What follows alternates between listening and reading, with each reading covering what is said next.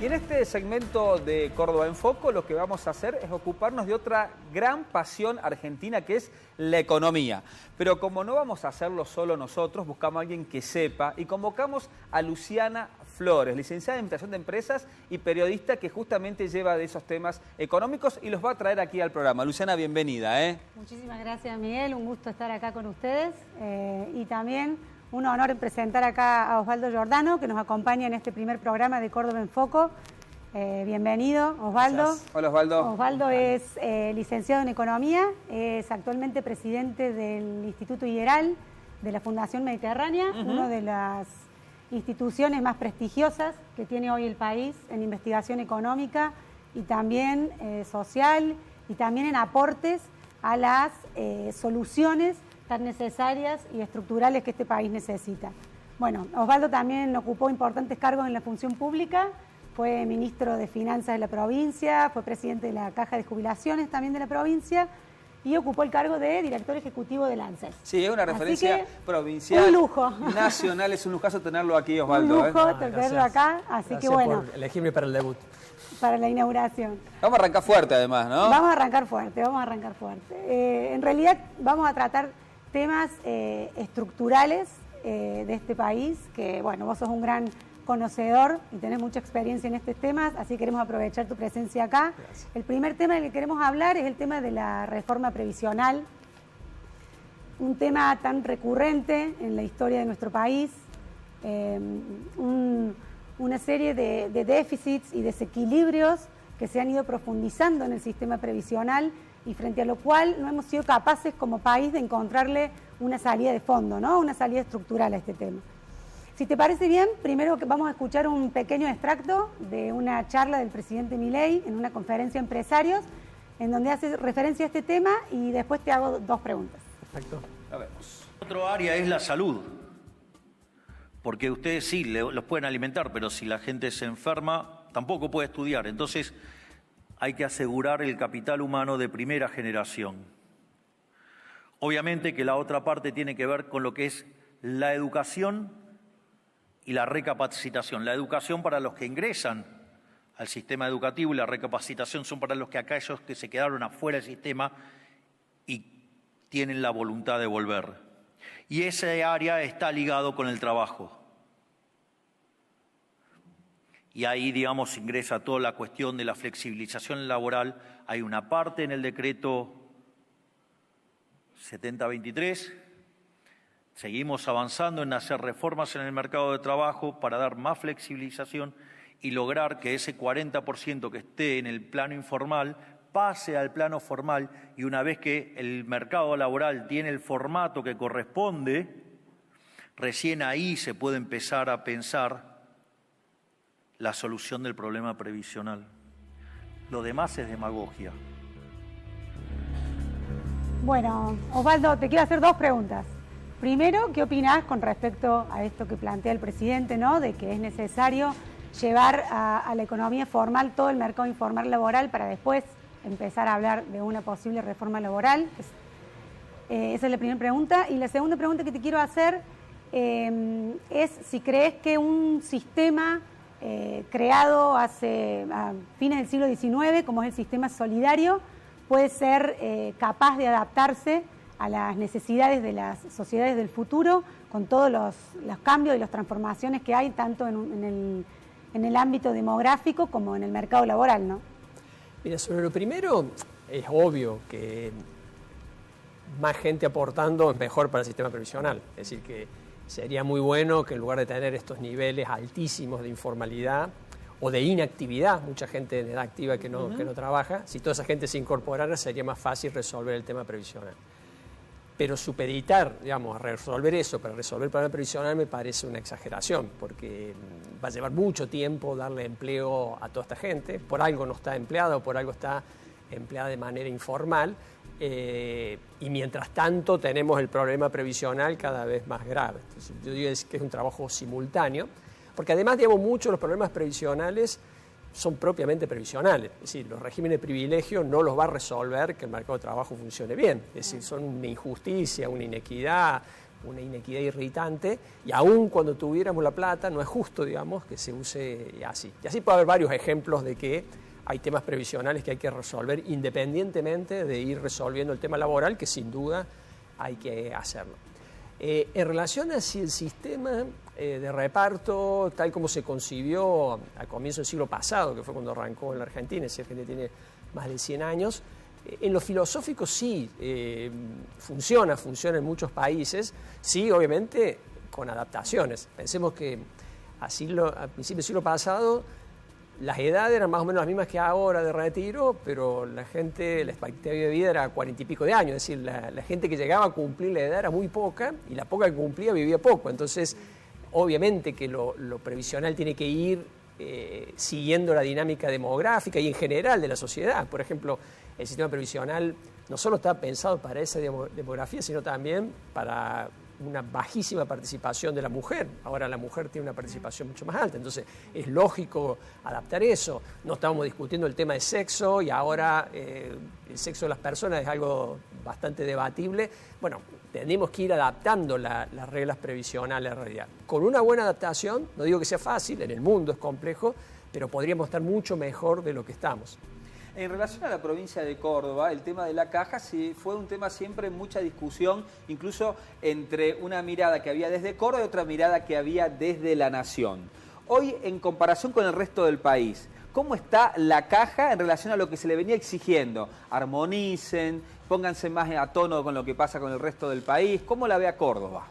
En Córdoba se hicieron muchas reformas, justamente este proceso de ir adaptando la realidad previsional a la realidad de la sociedad en general, que en general la realidad social te pone desafíos. Es decir, vivir más es una muy buena noticia, pero desde el punto de vista previsional es un problema. Pero de eso se hicieron muchos cambios y se fue adaptando. Que falta mucho, y falta sobre todo articular la nación con la provincia.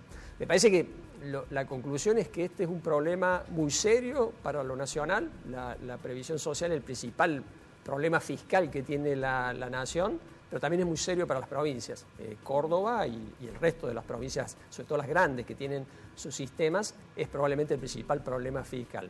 Por lo tanto, esta agenda de reforma, lo que firmaron los gobernadores con el presidente en la agenda de mayo, el punto 9, Pacto de Mayo. El Pacto de Mayo incluía como punto revisar el ordenamiento, la organización del sistema previsional, y es algo que tiene que hacer tanto la nación como las provincias. ¿Por dónde considera usted que se debería empezar? Mira, son muchas las cosas, pero yo creo en este afán, yo creo que hay dos cosas. Una central es algo muy obvio, ¿no? Que seamos todos iguales ante la ley. En lo previsional, curiosamente, hay un montón de tratamientos de privilegio o diferenciales. Y personas iguales son tratadas distinto por la ley simplemente porque, bueno, tuvo algún sector la capacidad de lobby para conseguir un trato especial respecto al resto. Naturalmente ese trato especial lo paga el resto. Entonces, con ese principio de todos iguales y, en definitiva, eliminar todos estos tratos especiales, ahí se empieza a ordenar la cosa. Y después un principio que debería ser también muy obvio, ¿no? De que en general la gente se jubila en función de lo que aportó, el esfuerzo que hizo de aportar, es decir, dar una buena señal de que aportar vale la pena porque eso va a valer a la hora de jubilarme, y prever para la gente que tiene poca capacidad de aporte porque estuvo desocupada, porque trabajó en negro, porque no estuvo la posibilidad de tener un empleo, bueno, para esa gente sí el Estado auxiliarla como una manera, digamos, de garantizar de que ninguna persona llegue a determinada edad y se quede en el desamparo. Con esos principios generales se puede construir un sistema mucho más ordenado, más equilibrado y más justo que el que tenemos actualmente. Yo sé que es arriesgado tirar fórmulas, pero ¿usted cree que habría que llevar, por ejemplo, la edad de los hombres a los 70 años quizás y las mujeres a los 65? ¿Es un buen paso a lo mejor cambiar esa edad jubilatoria? Mira, 65 años para la demografía de la Argentina, que es una población envejecida, pero hay poblaciones más envejecidas, no está tan desfasado. Es algo razonable. Lo que pasa es que hay un montón de gente que se jubila antes. Diría la mayoría de la gente se jubila antes, con lo cual por ahí, si aplicamos el primer principio, ¿no? Bueno, que todos estemos parecidos, tengamos las mismas reglas, ahí ya habría un gran aporte. Y luego creo que habría que plantear una regla si vamos a esta regla, ¿no?, de que mi jubilación es función del esfuerzo del aporte, bueno, mientras yo más demore mi retiro, bueno, mejor va a ser mi jubilación. Entonces, dar un incentivo a que la gente organice su retiro y no sea algo tan forzado. Yo noto para la gente, para todos, ¿no es cierto? Obviamente, llegar a la edad de retiro es una situación difícil en lo personal. Bueno, darle la flexibilidad que la gente pueda acomodarlo. Por ahí prefiero irme antes y porque quitar tengo unos ahorros. la restricción de los 30 años de aporte y a lo mejor Por cada ejemplo, uno puede retirarse cuando lo considere. Exactamente, y cobrar un no dar cosa más arbitraria que 30, claro. porque 30, no 35 Claro. o 29, digamos así. Bueno, entonces sí, darle flexibilidad para que superada, obviamente no me puedo jubilar a los 40 años, de hecho hay todavía alguna jubilación antes, pero a partir de determinada edad que la persona elija. Y obviamente, si se queda más tiempo, va a mejorar su jubilación, pero que lo pueda elegir y que no sea tan estricto y tan forzado, ¿no?, que la ley diga cuándo te tenés que ir. ¿Piensa usted que nos podría venir bien un modelo también que incluya otra vez la capitalización privada, como fue en su momento la FJP, que fueron muy criticadas después por cómo fue, pero sigue funcionando en algunas partes del mundo? ¿Lo ve potable o posible para nuestro mercado? Como algo complementario, es decir, yo creo que debería haber como regla general, eso... De los países cercanos el que mejor lo organizó fue Uruguay. Sí, en general la gente tiene un sistema público donde uno aporta y tiene un beneficio proporcional a lo que aporta, con una base para que quien aportó poco tenga una base. Y luego a partir de cierto nivel de ingresos sí la posibilidad del ahorro en capitalización. Como algo complementario a un régimen universal yo creo que es buena idea. Forzar a que todo el mundo funcione con ese sistema, yo creo que fue el error, digamos, que nos pasó en la reforma nuestra. ¿Por qué? Porque hay gente que tiene poca capacidad de ahorro. Entonces, y pasó en Chile, por ejemplo, ¿no? En donde para gente con poca capacidad de ahorro, porque tiene sueldo muy bajo, porque tuvo mucho tiempo desocupado, informal, llega a la edad de retiro, ya no puede trabajar, acumuló poco, con lo cual su jubilación es muy baja y, bueno, en definitiva, algo hay que hacer. Entonces, creo que lo mejor es el mix, una combinación, y eso está bastante estudiado y en general los mejores sistemas van hacia eso, ¿no? Una combinación de regímenes. Bueno, Osvaldo, también aprovechamos que te tenemos acá para hacerte otra consulta, que es con respecto a lo que es la reforma, que también se está hablando mucho en estos días, a raíz de las palabras del presidente, que es el tema de la reforma del sistema impositivo, ¿no? Un sistema complicado, rebuscado, obsoleto de alguna manera, ¿no? El presidente ha dicho en sus últimas declaraciones que como parte de la reforma impositiva que quiere realizar, planea eliminar el 90% de los impuestos que existen actualmente y también afirma que desea desagregar el IVA, ¿no? Un IVA nacional y un IVA provincial con la idea o la intención de generar una competencia fiscal entre las provincias, es decir, que las provincias cobren el IVA que consideren necesario y que a partir de ahí puedan captar más o menos inversiones. Es lo que él llama votar con los pies, le llama. Si podemos escuchar el extracto del presidente donde habla de esto y después te hago la pregunta. Además, estamos planeando hacer una reforma tributaria que genere competencia entre las distintas provincias. Es decir, que la gente empiece a votar con los pies. Miren cómo, digamos, en Estados Unidos, por ejemplo, Elon Musk estaba en California, se fue a Texas. Lo hizo también Galperín. Entonces, básicamente, vamos a generar competencia fiscal. Nosotros, por ejemplo, el IVA, vamos a cobrar nuestro IVA, el IVA nacional, el provincial que se arreglen en las provincias y que compitan. Quieren, digamos, más inversiones, van a tener que cobrar menos impuestos. Basta de la falta de la correspondencia fiscal. Digamos, o sea, va a haber correspondencia fiscal ahora, digamos, o sea, querer gastar más, cobrar impuestos y ponerle acá y mostrársela a tu gente, digamos, y que esos impuestos, digamos, tengan una contrapartida de gasto, porque si no, digamos, probablemente termines en la hoguera, con suerte. Preguntarte qué opinás Mirá, con respecto a estas modificaciones que plantea el presidente. En realidad son dos temas que también están en el Acta Mayo, la reforma tributaria, el ordenamiento del sistema tributario y el de coparticipación. Y creo que no hay dudas de que hay que abordarlos. Son dos temas que por varias razones afectan muy negativamente el funcionamiento de la economía, la distribución del ingreso, es decir, tiene una serie de efectos negativos. Yo creo que los principios generales son los correctos, es decir, apuntar a un sistema más simple, con menos impuestos, eligiendo los mejores impuestos, por ejemplo, el IVA, pero eso te agrega te pone la complejidad y que sentarse con los gobernadores y ponerse de acuerdo. Bueno, ¿qué hacemos? Eso te iba a preguntar, ¿es posible realmente hacer esto que plantea el presidente, ponerse de acuerdo con todos los gobernadores? ¿Es posible? Con una interpretación correcta, hay una interpretación de la Constitución que dice, no, necesita el acuerdo unánime de todas las provincias. Sí, hay un debate ahí. Obviamente eso es imposible, porque siempre va a haber uno que va a tratar de negociar un poco más, pero en realidad es exagerada, no es verdad, digamos, la Constitución no habla de todas las provincias, sino de las provincias, con lo cual, con una mayoría de provincias, lo cual no es fácil, pero no imposible, se puede hacer un acuerdo, y este principio general, es decir, menos impuestos, elijamos los mejores, pongamos en la mesa todos los impuestos y elijamos los mejores, y apuntemos a esto de la correspondencia fiscal, es decir, que cada provincia se financie con los impuestos que le cobra a sus ciudadanos, que es algo muy aceptado, ¿no? La teoría de las finanzas públicas es una idea correcta, positiva, que naturalmente requiere algunos condimentos, es decir, va a haber provincias en las cuales esto no es viable, claro, y habrá que mantener... Ahí justamente si vemos el gráfico que está en pantalla, vemos la diferencia que hay en la participación de los ingresos de cada provincia, ahí estaba, que pueden ir entre el 30 y hasta el 80% de la implicancia que tiene los recursos nacionales en cada una de las provincias.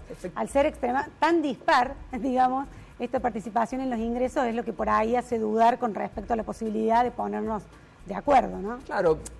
Ahora, también este gráfico lo que te va a decir es que para la mayor parte del país, no en términos de cantidad de provincias, sino de importancia económica, de población donde vive, la correspondencia fiscal funcionaría. Es decir, funcionaría para la provincia de Buenos Aires, para Ciudad de Buenos Aires, para Córdoba, para Santa Fe, para Mendoza, incluso para varias provincias patagónicas. Así que es lo que te queda, un 20% del país que es un problema. Que es un problema porque hoy claramente, si le decís viví con lo tuyo, no va a vivir, va a tener un trauma. Entonces, habría que pensar como principio general que cada provincia se financia con lo que recauda y establecer algún mecanismo de solidaridad de las provincias más ricas hacia esas, pero es algo mucho más chico que la coparticipación, es algo más puntual y además debería ser algo atado a un plan de desarrollo. No te doy plata para que cada vez sea más pobre, sino te doy plata para que te desarrolles y en algún momento te niveles con el resto del país.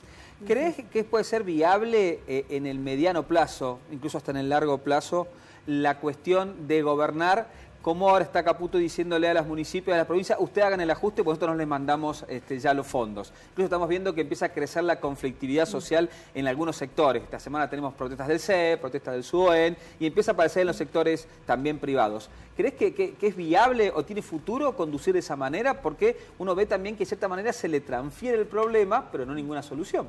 Mira, yo creo que no es viable, que requiere un sentarse y ponerse de acuerdo, y yo creo que es posible ponerse un acuerdo, porque está tan mala la situación de partida que yo creo que hay muchas maneras de hacer algo mucho mejor, e incluso que me parece arriesgado este planteo del gobierno de que, bueno, después de octubre, cuando gane las elecciones, seré mayoría y después podré hacer las reformas, cuando en realidad la mayoría de las reformas no pasan tanto por el acuerdo en el Congreso, sino un acuerdo en los gobernadores. Y después de octubre, salvo dos, todos los gobernadores van a ser los mismos que son ahora. Entonces, habría que ya arrancar, por ejemplo, con este tema de los impuestos, de la coparticipación, incluso lo previsional. Es decir, bueno, la nación tiene un problema, las provincias también, bueno, nos sentemos juntos a buscar solución. Entonces, más que el te paso la pelota y el apriete de sentarse a decir, che, mira, acá hay un problema, está claro que el equilibrio fiscal no se pone en juego, está claro que vamos a tener un tipo de cambio que es complicado para la competitividad de las empresas, bueno, pongámonos a trabajar a resolver esos problemas, y yo creo que es imprescindible eso de sentarse con los gobernadores, porque las provincias son un actor clave, y a su vez cada provincia deberá resolver con sus municipios problemas que también son complicados. Osvaldo Soriano, muchísimas gracias. Luciana, también por la posibilidad de entrevistarlo y que nos acompañes aquí en Córdoba en Foco. Un placer. Gracias, Osvaldo. Gracias a ustedes, un gusto. Nosotros nos despedimos, volveremos la semana próxima con más Córdoba en Foco, discutiendo, planteando temas de esta pasión argentina que es la política y también la economía. Nos vemos y hasta la próxima.